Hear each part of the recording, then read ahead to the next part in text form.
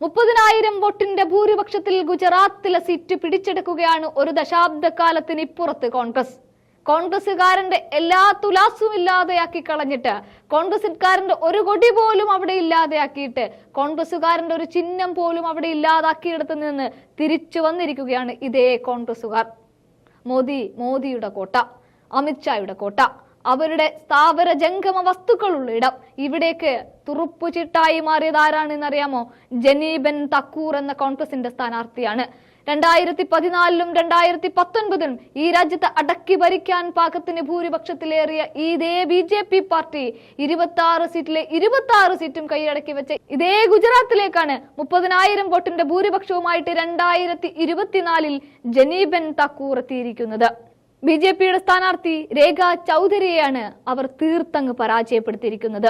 2014 ഹരിഭായി ചൗധരി 2.25 ലക്ഷം ഭൂരിപക്ഷത്തിന് വിജയിച്ചിടത്താണിത്.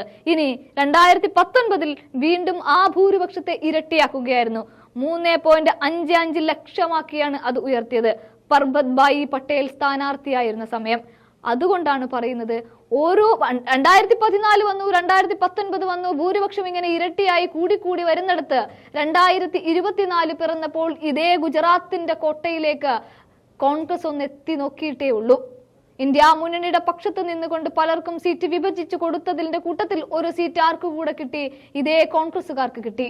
അവർ ആ സീറ്റിനെ ഇങ്ങ് എടുത്തതിന്റെ കൂട്ടത്തിൽ എന്ത് സംഭവിച്ചു എന്ന് ചോദിച്ചാൽ, ഗുജറാത്തിനെ അങ്ങ് പിടിച്ചു കുലുക്കി. മോദി അമരക്കാരനായി നിന്നിട്ടുള്ള ആ സംസ്ഥാനം 95 മുതൽ BJPക്കാരന്റെ കീശയിലും കോട്ടയിലുമാണെന്നേ. അവിടെ 99 മുതലാണ് ഇതേ മോദി തരംഗം സൃഷ്ടിച്ചത്.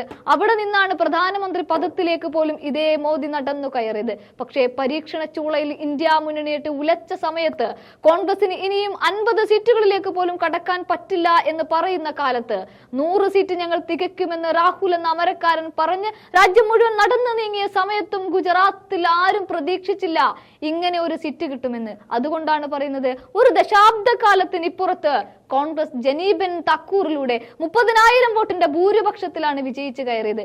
1-2 ഭൂരിപക്ഷം ഒന്നുമല്ല, മോദി വരെ 1.5 ലക്ഷത്തിന്റെ ഭൂരിപക്ഷത്തിലാണെന്ന് തന്റെ സ്വന്തം മണ്ഡലത്തിൽ ഇങ്ങനെ ആടി ഉലഞ്ഞു നിന്നത് നമ്മൾ കണ്ടത്. ഒരു പരിധി വരെ 6,000 വോട്ടിന്റെ താഴേക്ക് പോക്കും നമ്മൾ കണ്ടു. അവിടെയൊക്കെയാണ് ഗുജറാത്തിന്റെ കോട്ടയിൽ, മോദിയുടെ കോട്ടയിൽ, അമിത്ഷായുടെ താവളത്തിൽ ആര് കയറിയത്?